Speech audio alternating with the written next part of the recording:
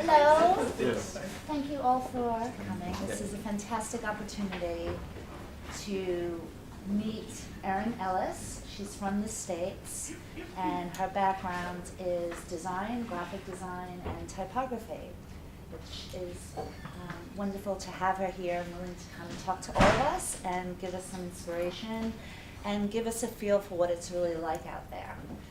So she's got a whole series of slides to show. So the way that this will happen, she'll be speaking, and then at the end, we will have an open forum for questions, anything like that. So, on that note, Erin, welcome to Yoobee. These are all GD students. They're a mix of, well, we'll see. Anyone else outside of GD in here? Oh, okay. Other classes are interested in coming. We'll see. Okay. Yeah. Sure. Okay. My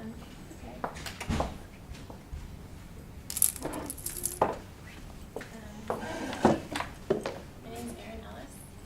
Thanks so much for coming. Appreciate that you're here. So I'm going to tell you today a little bit about what I do and how I came to be doing it. Typography turns out to be this super specialized, weird little niche thing that I didn't even know really existed or was a thing that people did or specialized in until a couple years ago. But I've kind of been making work that was in a similar vein for years. So I'm going to tell you basically how that happened. So first of all, I'm from New Jersey, which has been known in the past as putting out such talents as Frank Sinatra, Patti Smith, and Bruce Springsteen, and unfortunately more recently has become known for Jersey Shore. So sorry about that. Sorry that my state had to do that to the world, and don't judge me too much. Thank you. So I'm going to explain the difference between lettering, calligraphy, and type to you all. I think this is something that the difference between these things, a lot of graphic designers couldn't even explain to you exactly what the difference is, and you'll probably even hear me slip referring to something that's lettering as type. Those kind of get interchanged. Graphic designers are typographers are super particular about their semantics, and so I'm going to try to do that, but things slip. So lettering is a group of letters drawn together for a specific purpose, usually custom.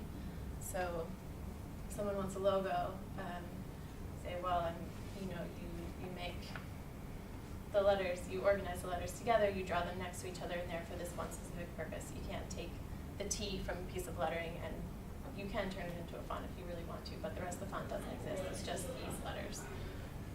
Calligraphy, a similar thing, also custom, but it is handwriting, so it's created with a single stroke. Calligraphy is writing, and lettering is drawing. And then type is a group of letters programmed to work as a system in any order. So I will tell you about how I became a typographer without really trying, which is not to say I didn't do anything or did it by mistake, but I just didn't know where I was aiming. I just kind of did what I wanted to do and then found. So when I was growing up, I found myself just noticing New Jersey's got a lot of great diners, old signage for the diner. There's this weird bakery with this terrible spelling, but a great bakery, an amazing sign. And people's signatures as well. Liberace, that's a great one. This is actually Walt Disney in the middle. And then Frank Sinatra, which you can buy on a shower curtain from Etsy. So the only thing that I really knew what to do with my love for drawing and letters was go to art school. I majored in illustration because I like to draw and I like to draw small. So yeah, I chose illustration, and I don't know. I felt pressure to have a style. Like most illustrators have like this specific style that they work in, and I never quite found that. I didn't know where my work fit in, and I had trouble organizing like the image on a page with only images, only drawings, and then I found this book. My last semester of school, my advisor gave me this book, the Atkinson sign painting book. It's from like, I don't know, 1920 or something, 1940. And it's super hard to find, super rare. I don't have a copy now, but if any of you see one, you should let me know. So it's got things in it such as this,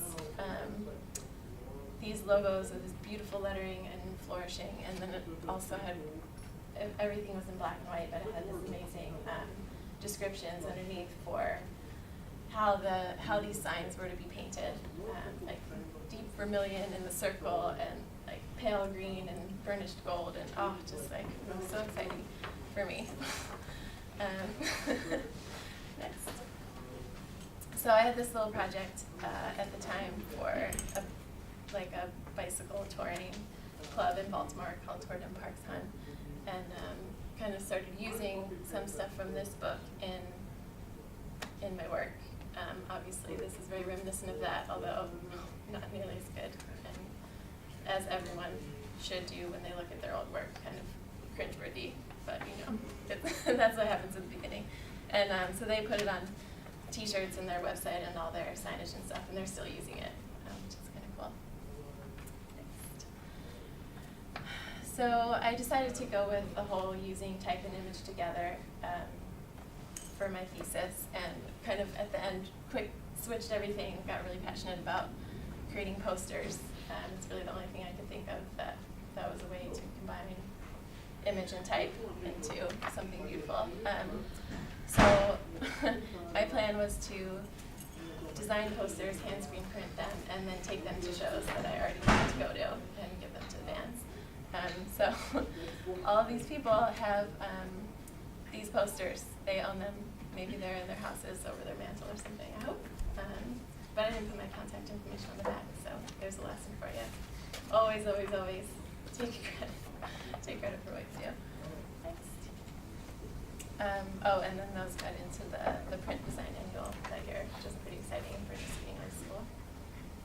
Next.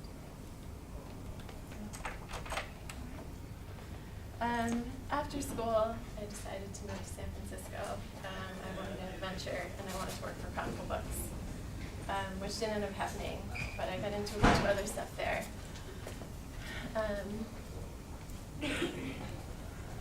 So my plan was to continue this concert poster thing, I'd get some work out of it, and same thing, design posters, although I didn't have access to screen printing anymore. I just did this digitally to get to the show, gave it to the band, spoke with them a little bit, and then a couple months later they called me to make some merchandise for them. So I did a little calligraphic logo, some drawings. They were actually a super easy client. They liked everything that I made. And stickers, which ended up getting published in the print design annual again. So that was fun. But that stuff was not paying bills yet. So as many kids do at art school, hopefully none of you will have to, because Yoobee prepares you pretty well, I think, for real life. But I got a job at a restaurant. This was in the North Beach neighborhood of San Francisco, so it's all the old, kind of like the old beat neighborhood. There's a big jazz scene there, a lot of music, a lot of performers, and a lot of performers at the restaurant I was working at. So I befriended them and ended up doing a bunch of work for them. There's two. Another for the same band. Yet another. These last two are printed as well. This is actually a 7-inch vinyl, and then the one before, but they did a photograph as well, so on the other side, just to give you the digitals. Another one, this is ragtime musician. A little bit more playful, kind of poppy stuff. So here I'm doing, you know, illustration, lettering, and graphic design, everything, the whole package. And I didn't realize until later that lots of times you don't do the whole thing. Someone will hire you to do the lettering or the drawing or the design. You don't have to be bothered with the whole damn thing. So another one, hand lettering, some botanical illustration, a little bit more country feel. And then I went to type camp, which changed everything. I feel like we all have those defining moments in our lives and in our careers when something just totally changes, and this was one of those for me. Has anyone heard of type camp? I hadn't heard of type camp either, and honestly I didn't know what it was until I arrived on the train there. So I was clicking around on the internet one night on Marion Banchese's website. She had taught at type camp, and it was a retreat on this beautiful island called Galiano Island in Vancouver. And so this was nature and drawing letters and learning about type, and I said, I love all those things. I have to do it. So I went to type camp, and this is just kind of an example of the projects that we were assigned there. This is some different type treatments that I made. All of our smiling faces on the last day because we were so stoked and so into it, and then an image of myself in the video saying some really sentimental things that apparently made everyone's mothers cry when they watched the video. So that was pretty sweet. It was all from the heart. How long was that camp? Camp was only a week. Yeah. How much did it cost? It was something like $22,000 or $2,300. Wait, It was a say that lot. again? Like 22. yeah, like 1,000. 22 or 2,300. Oh, God. Right. I was like, what? No, I'm just a high roller. I'm like throwing out $22,000 for a Okay. week. Oh my goodness, no. But still, I mean, that was pretty pricey. So I just took my savings and said, I don't know, I'm just gonna do it. So this is an image of my final project. We had to complete the sentence type can, choose a word that we thought appropriate, and I chose unite. So this is just created in Sharpie on a piece of Bristol board, one shot, one try, couldn't mess it up. So yeah, type can basically showed me that lettering was a thing that people did. It was something that I apparently had a talent for, hearing from all these people who are experts in the field that my work was good meant a lot more than, hearing it from my parents, unfortunately. Although they did know what they were talking about, so you might want to listen to your parents sometimes. And it also got me involved in this whole type community that I never knew existed before. So in San Francisco, we kind of convened, and a couple people from Type who taught at Type Camp lived in San Francisco, so I kind of got to continue the experience when I went back there, which was super exciting. My friend Stephen Coles, who is a type expert, font identifier, asked, I was looking for someone to share a studio with, and I put a post on Facebook, just, hey, I'm getting new studio space, does anyone want to share? I've never known many designers or people who do what I do, so Stephen replied, and it was, again, one of those moments where I was like, is this real life? This person wants to share a studio with me? I don't even know what I'm doing, and he's like at the top of his game, But we ended up sharing a studio, getting along super well, and then meeting a couple other people. And I made a logo for us, and this is our little website that they're still using now. Not on it anymore. But this was huge for just feeling a part of the community. And there was kind of the type scene in San Francisco. I don't want to say it was taking off because it's still very small and niche, and I think it's probably like that everywhere. It must exist here too, and I just maybe don't know it yet. But Jessica Hish had just moved to San Francisco. She was sharing a studio. They started their studio about the same time as we did with Eric Marinovic, who's part of Friends of Type, which you might know. And then also my friend James Edmondson does a lot of type design, and he's apparently pretty well known now too. So I was surrounded by all these amazing talents, super good people, and just font designers for Apple, Bay Area typophiles is like a huge deal. We did more like get together for casual things, not so much to like nerd out and talk type. We did that sometimes, but I felt like I wasn't really at the point to like come with that. So you know, we just had lunch and had picnics and did normal person things together. So after type camp, my work changed a lot. I became, I guess, just I had more confidence in using only type and kind of like veered away from images for a little while and drawing things anyway.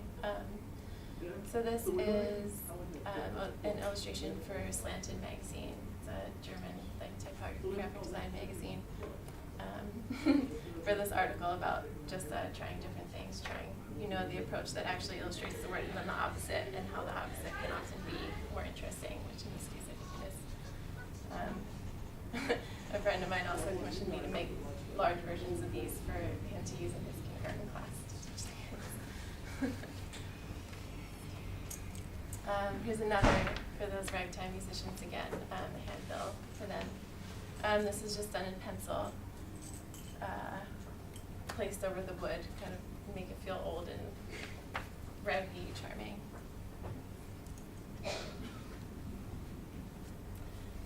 Logo for a guitar maker in San Francisco who does all wooden handmade guitars, beautiful, beautiful stuff. The company is named Honeybee.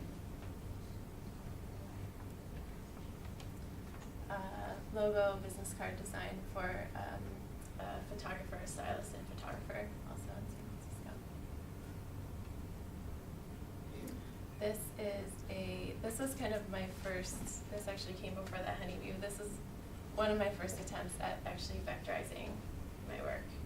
This is something I avoided for a long time because I really wanted to keep the hand-drawn feel and the softness and like the grittiness. And sometimes that's not what people want. So I learned the skills to do this and created this, had a friend letterpress print it and send it out for like a little promotional mailer around the holidays.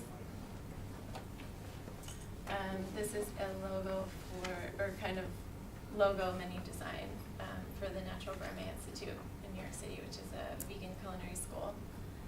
And this is kind of the first time I used the brush lettering and the botanical illustration, which ends up coming back into my work really strongly a bit later.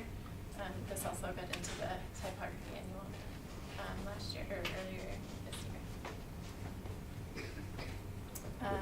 So wedding invitation suite, again, the brush lettering and botanical illustration. I was super, super into this, but I didn't really, it felt too easy. I love to draw and I love to just write with a brush, and it didn't seem labor intensive enough to be legit. But apparently people like it, so that's great. Another promotional thing that I just emailed out for Valentine's Day. Okay. So just talk about the importance of promoting yourself and reaching out. You can be the most amazing artist, the most amazing anything, and be doing it in your bedroom for your whole life. No one ever knows, and that's stupid. So people will find you, but you need to try first to find them. Get your work seen, post it to Twitter, Instagram, Facebook, Behance, LinkedIn, all of that kind of stuff.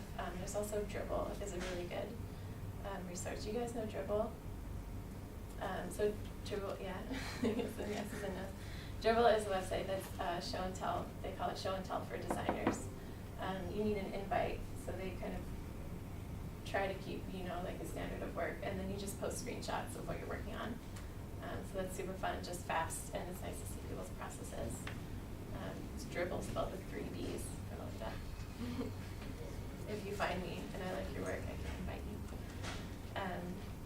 So around this time, I came to New Zealand, and my work changed a lot again. So I wanted to get work that was more my aesthetic, something that I really felt like like what was coming out of me was me, which is a lot of people say that my aesthetic is, oh, we hired you to make it pretty. So that's okay. I can can do that as long as I know it's good too. So write a big help. So an example of a time that I totally reached out, didn't know what was going to come back to me, was this blog, Miss Moss. Is anyone familiar with this?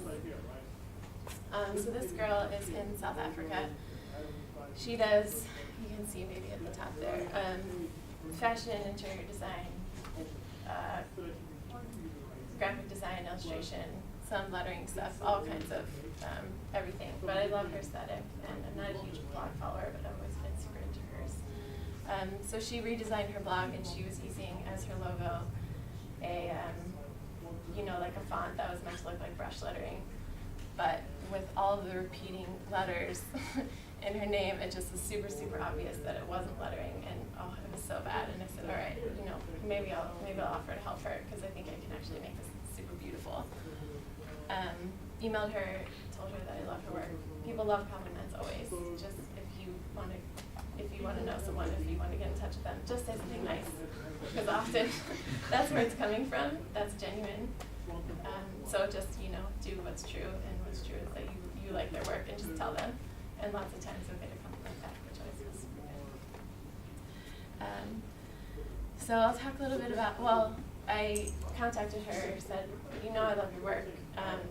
I would love to make you a logo. We can just call it a trade. Someday I'll just, two young creatives kind of trying to make it, and I'll get exposure and you'll get a logo, and I would just love to do it for you. So she said yes. She was super stoked, and I'll show you a little bit about the process that went into this.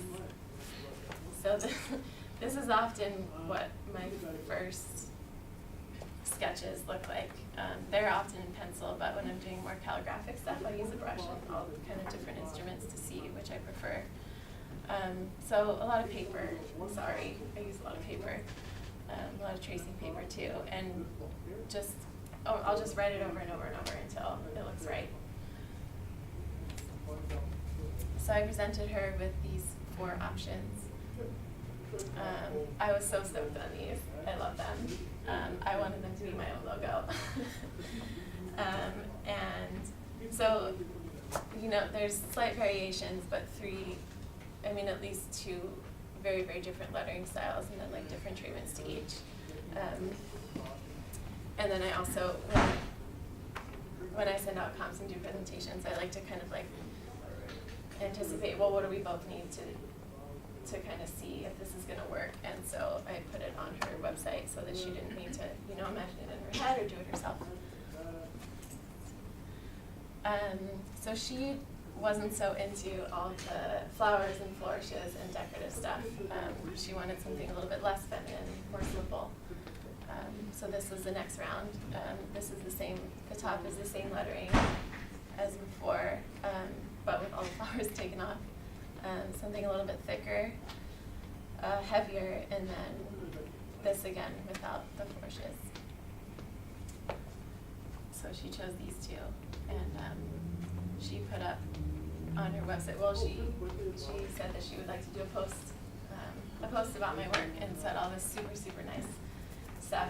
But before that happened, she put together a little contest. She actually colored the logos herself, which is, I didn't know how I felt about that, but it's okay. She's awesome. She did a good job. So she did a little contest, had her readers vote, get involved, vote on which one they liked, and luckily they voted on the one that she liked the best too, which was this one. So we turned it green, and she's still using it. So this job, reaching out to this girl whose stuff I just liked, and doing something for free, ended up getting me a whole summer's worth of work. So here's a few more logos that I made. Again, super different from the stuff that you've seen before, I think. Here's a logo. So logo for a photographer in Germany. Kindred is an Australian clothing label. White Tapestry is an interior design blog in New Jersey, actually. Golovka,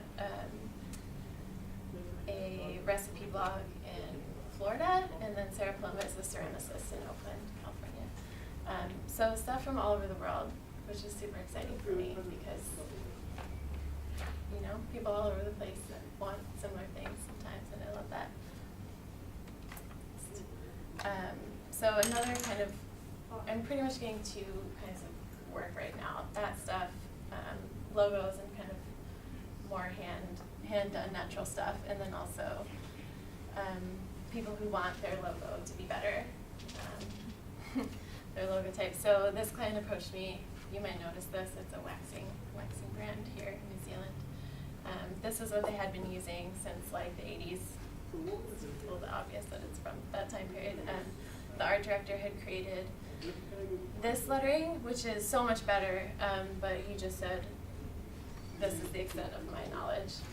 I know this is better, but I know that it's not good as far as type goes, so will you fix it for me? And I love doing stuff like this, so yes. This is my first round of sketches for him. We just did some really little variations, so the space between, just to name a couple things I had to fix, the space between the R and the Z is super difficult.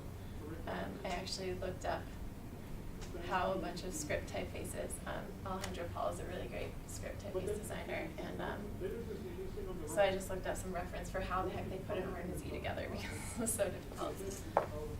Overlapped them a little bit, evened out the stroke weight, and the spacing. So basically a really good way to tell if the negative space in your type is working is to invert it. Black on white, white on black, it should work equally well both ways. And then I just circled the little variations there. So they decided to go with the closed counters on the A's, the Z, the E, and the N joined, and we just fattened it up a little bit. So that later got vectorized.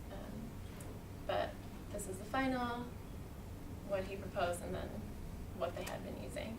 So it still feels similar, but it's so much better. So no matter what kind of clients you're working for, it's super important to be professional always, but professional doesn't necessarily mean, you know, being stuffy and rigid and saying everything someone wants to hear. It's more, I like to think of it as kind of just putting yourself in their position, caring about what you're doing for them, and respecting the fact that they hired you. They expect something of you, and if you show respect for them, then they will do the same for you, I've found. So yeah, just care about what you're doing, and assume that they, especially if we're doing something specific like this, I just assume that they don't exactly know how to communicate what they want to me, because a lot of times they don't. Ask a lot of questions. It's not bad to ask questions. It's not bad to admit that you don't know what they're talking about or you don't understand what they want. Do whatever you have to do to feel like you're on the same page and you both really understand what they want and what is expected of you.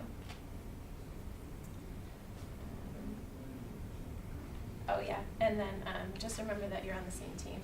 You're both working on the same project.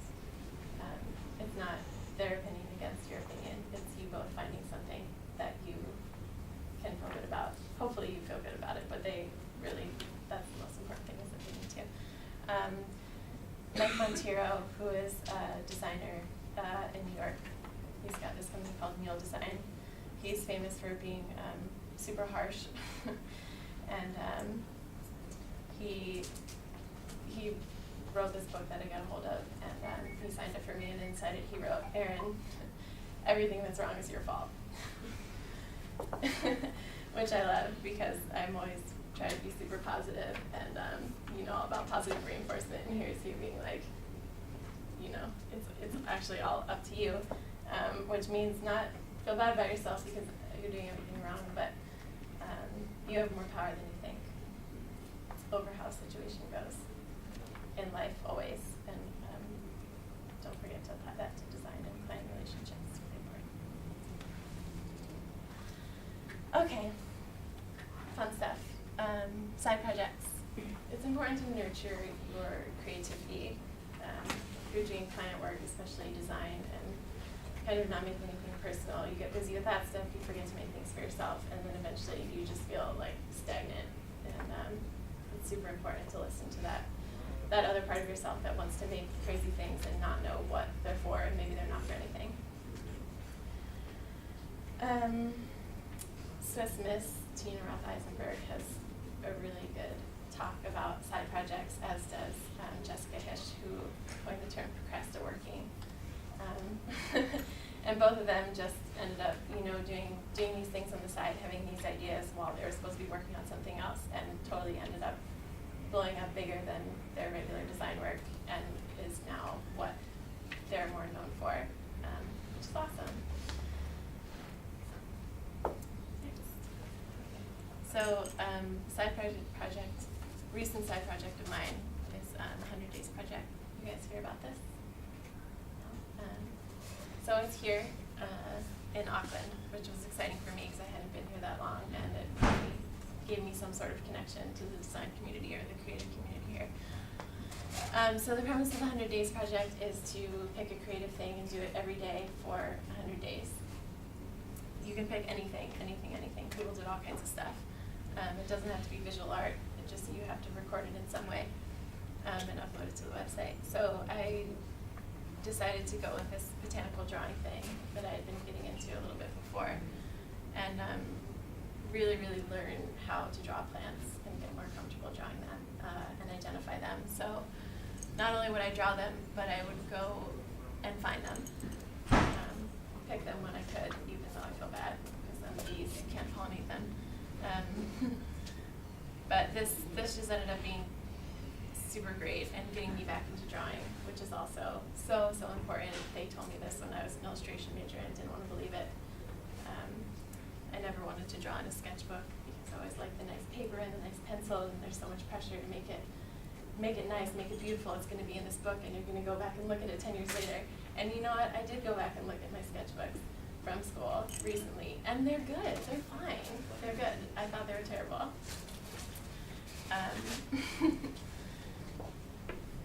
So, yeah, importance of drawing. There's a couple of my favorite ones.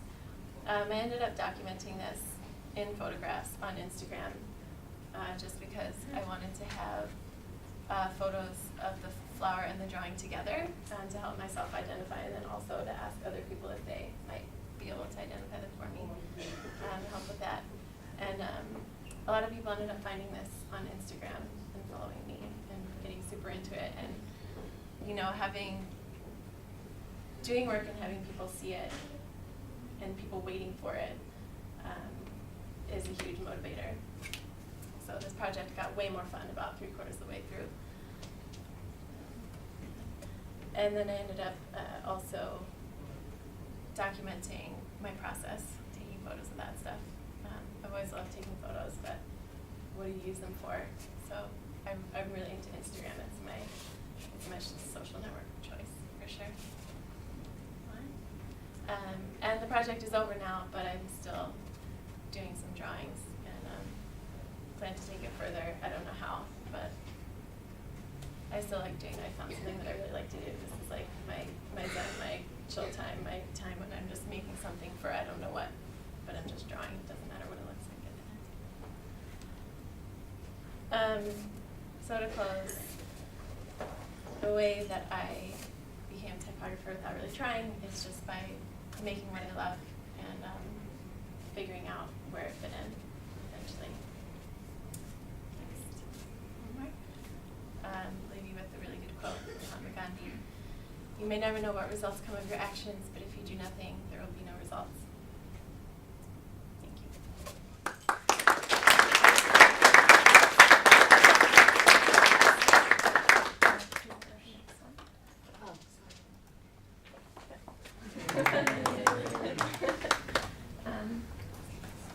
You have any questions about process or plans, or there's so much stuff that I didn't show you? This is kind of trivial, but were you excited by finding new flowers when you came to New Zealand? Mm-hmm. Yeah, I was really stoked about that. Yeah, Everything's different New here. Zealand ones on there. Yeah, yeah. That's when I started really drawing them, is when I came here, because there was just so much everywhere. Awesome. Yeah, I was super excited. Anybody else? you have like a favourite tool brush? Sorry, I should put my hand up. Favorite tool. I'm pretty simple with tools. People have these super fancy noodler pens and calligraphy pens, and I like that stuff, but I prefer a pencil or just like a pen you get from the like kids' art store, like a brush. And yeah, easy, simple with ink. I think Van Gogh said you should be able to draw with a pea soup. So you really don't need anything fancy if you want to do it. Yeah. So when you do like a logo for someone, do you end up vectorizing the whole thing, or do you leave it sort of as a kind of like a raster image? It depends what they're going to use it for. Some people, I think, lots of times people ask for it, and then I just ask them what they're going to use it for, because vector tends to take away some of the detail, especially if the edges are soft. Or there's a way to do it. You never want to use live trace, first of all, on type, ever when you do that. Let's see. But I'd say about maybe a third of the time they end up vectorizing. And you found a way to kind of sort of somewhat maintain Make it work. that hand-done look? Yeah, I can do it. It's just not ideal. And lots of times it's not necessary if they just want to use it for their website, because there's really no point in vectorizing it. Was it scary just doing typography as such a niche product and not wanting to branch out into the rest of graphic design that people are chasing? Kind of, but I feel like it's special and I appreciate it. Yeah, it's hard. Like especially when I came here, everyone wants to see more graphic design work. Like actual packaging and actual posters and actual publications, and a lot of my work is just one image that someone's using for something and not the whole deal. So I think it could have been beneficial to me, really beneficial in the past to have tried to get work doing that, because that's what pays super well. But that's not really what I want to do, so kind of trying not to get stuck there. Not that that's getting stuck, but just for me. One more question. What social networks are you on? So you said Instagram. Do you use Twitter or anything else? Anyone wants to follow you? Or? I did. Yeah. So I put that actually on the last slide. If you my Twitter handle and also on Dribble and Instagram is Rellis. If you want to go to your website, maybe it's like we can do that. No? No. Okay. Can you go to that again? Sorry? It's not a rush. Can you just go to the last page? Oh, yeah. Or like Give me a that second. page with the thank you. If you put it on full screen, it's got it at the bottom.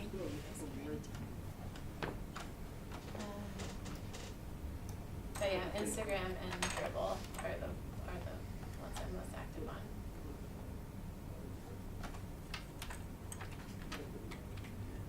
Just go up maybe like 4. It'll go. Anyway, anyone else? What brought you to New Zealand? Good question. So I moved away from San Francisco feeling like I needed something new. I'm really big into not knowing not knowing what's waiting for me in a place or when I do something. So I moved away from San Francisco to rural Pennsylvania near Pittsburgh. Don't go there, and don't go there in the middle of winter especially. So I had some friends in New Zealand, and I found the cheapest flight I'd ever seen, and I said, all right, I'm out of here, I'm just going to go. Yeah, it's awesome. I love it here. Anyone else? So, you know how I said not to use image trace? So do you use Illustrator or any other? Yeah, I use Illustrator. Just not the live trace tool.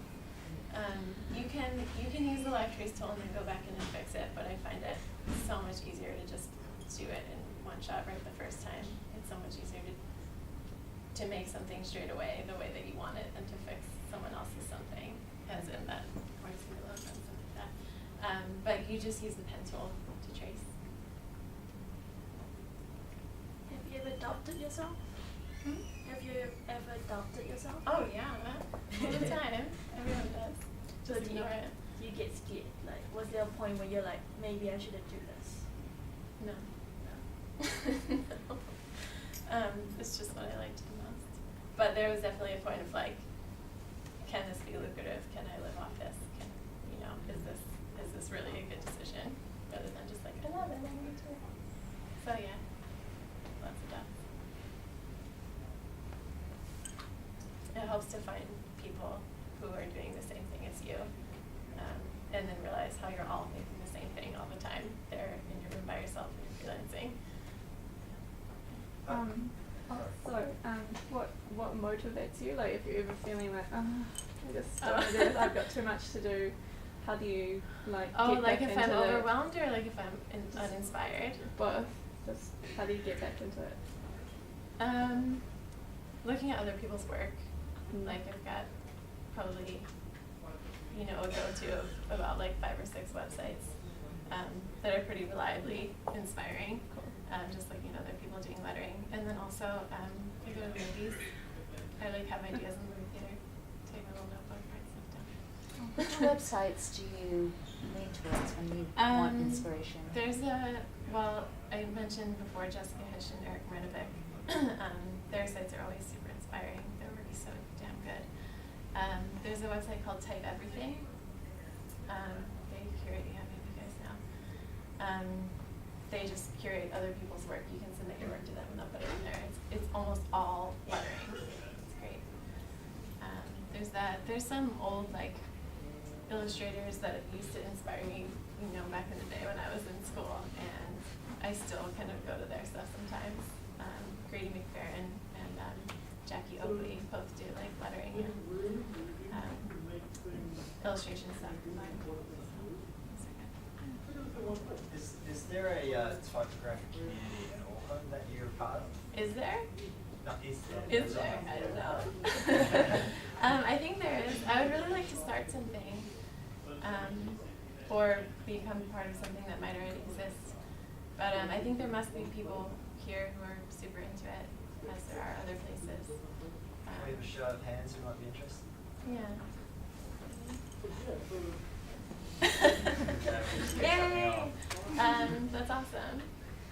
I'm not quite sure how to approach that, except for I would like to do maybe just something casual, a picnic, get together, like potluck in a park or something, and we just all meet each other and talk about what we do or what we want to do and what we like, and bring a little show and tell of something that you're working on or something that you found. Or Erin, just taking the opportunity, could I get, well, I'll get your email afterwards, but if you guys want to be a part of that community and we could maybe do something. yeah, that would come be see super. me and I'll get a bunch of emails and we'll organise it. Yeah, make it if you could get a list to me. Cool. That would be great. Yeah. Yeah. Well, anyone else? Okay. Thanks so much.